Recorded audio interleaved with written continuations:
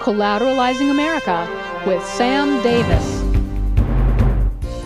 Sam, it's good to have you at MCM Studios, and it wasn't too long ago we were here filming a conference that, of course, you taught at, and what a tremendous two-day conference it was.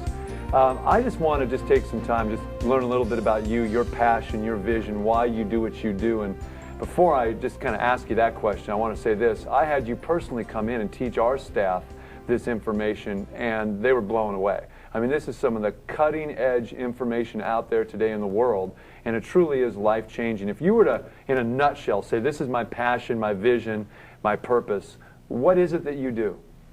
Well, Mike, first of all, thanks very much for having me and enabling me to come in and talk to you like this, because I really enjoy the opportunity, and I enjoyed coming to your house, and you know, the folks that were here for the meeting, the seminar, the conference were really great, and it's really a kind of just the beginning of what we're back out trying to do that we kind of started 2 years ago. And just as a way of talking about what we're trying to do and our passion and our mission, so to speak, if you would, is really simply this, and that is that we all recognize that there's something wrong in our country. And I'm not here to say that, you know, there's this conspiracy and that conspiracy, right. Although I hold a few conspiracy theories. But by and large, you know, when you walk into a courtroom in today's society and you attempt in any way to try and do something within the system, as we've been taught all through school that the system is or is designed to do, we find out very quickly that those things are not true. We're almost forced at every level to obtain representation. We're forced to, if not obtain representation, endure the ridicule and the intimidation, mocking, intimidation, if you will, of the court system. And so my associates and I have come together in quite a unique fashion, people from all over the United States, and we have put together an organization, or beginnings of putting together an organization that will really teach people, if they want to learn, what's gone on in our country and in our system. I grew up in a very conservative family, Christian family, went to church every Sunday. For many years, every time the door was open, I was there. The flag goes by, and I'm like this, and you know, my hat's off at the national anthem, and I'm pledging allegiance, and I love the military. I love my country, and the thing that really sticks in my craw about all that I learned is that I was taught a belief system that really doesn't exist. I was taught to believe in a system that really doesn't exist. And until you go into the court system, you'll never realize it. But when you go into the courtroom and a judge says, "Sir, if you mention your constitutional rights one more time in my courtroom, I'm going to put you in jail for contempt of court," that will bring you up short very quickly. And so it's our goal and our mission to take the information that we've gathered the hard way and take it and present it in a fashion such as we're doing today, that people that have similar experiences can begin to understand what they've gone through, what is happening, what's wrong with this picture. And that's really my passion. And I started down this journey many years ago, but this particular path of redemption and accepted for value was actually 2 years ago right now. We're a week into June. I started studying this 2 years ago in March and April. And went out around the country to many locations around the United States on a little speaking tour without even then realizing the ramifications and the significance of what we were doing. And along the way, there's been some casualties. Along the way, there will continue to be casualties, maybe even myself.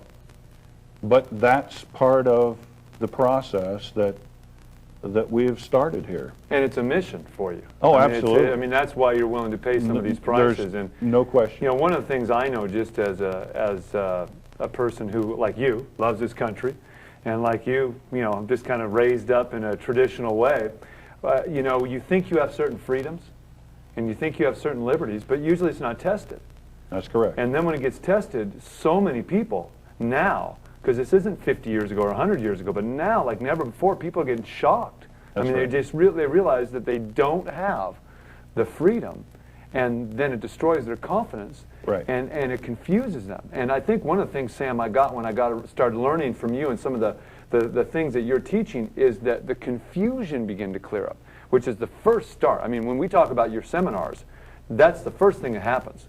Whether they really realize and understand everything or not, the confusion starts clearing up, the mist starts kind of, you know, Yeah. and then I'm sure then you come right along and confuse them a little bit more. Yeah. By the time you leave, you're thoroughly confused. But I mean, it really is that sense of anytime you awaken out of That's right. sleep, you're awake, but it takes a while to find your bearings and to That's really correct. find yourself. You did something when you came and trained my staff. Mm-hmm. You talked to us about debt, and it blew my mind when you start talking about the history of debt in this nation. Right. We need to get back to the seminars in just a little bit, but can you just, for a few minutes, just nail this thing about debt and how it came about in our country and why it's here? Well, the premise is, and that's one of my favorite topics. You know, some people say I don't have much of a life, but you know, when you really start to look into what's going on, you're going to come to the conclusion very quickly, if you really search it out honestly in your own mind. Number one, there is no money. And that's a hard concept for people to grasp, but you know, in the seminar we hand out documents and different things that actually prove that there is no money. I have a document from the Department of Treasury that says Federal Reserve notes are not money. They're not dollars. They're pieces of paper that represent purchasing power.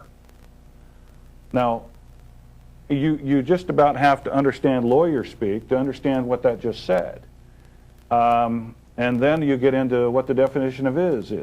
Right. Yeah, we have a president, or Yes. had one anyway, Yes. that taught us that one. Yes, and everybody needs to, if you're going to look at this process of what we do, you have to get the book that defines the terms that we're using, and that's a law dictionary. And we like to use Black's Sixth, although it's not the definitive, it pretty well tells the story that we're telling. But back to what we're talking about with debt. Most people, if they remember back in U.S. history, and again, now this is just a theory, okay? I don't know that anybody's going to jump up and wave papers in the air and say, I've got it right here, here's the proof, okay? But we also believe that nothing happens by coincidence. So if you take the theory that nothing happens by coincidence, and you start at September 17th, 1789. Now, the average 95% of the people in America don't have any idea what day or what happened on September 17th, 1789. But that was the day that the Congress assembled, ratified the Constitution for the United States of America. And it was on that day that the United States became bankrupt. Because within that Constitution, there's a clause that says all debts or engagements that were entered into before this agreement, this Constitution, are as valid against the United States afterwards as well as before. Well, if we go back and search out history, we know that the United States, under an interesting title of Benjamin Franklin's called Minister Plenipotentiary, borrowed a sum of money in gold, which is very important, from the King of France. And we have that treaty. and it was to be paid back at a particular time, and this happened in the 1770s. The agreement was made to repay in, I think it was 1782, and upon the, it was never, they didn't even make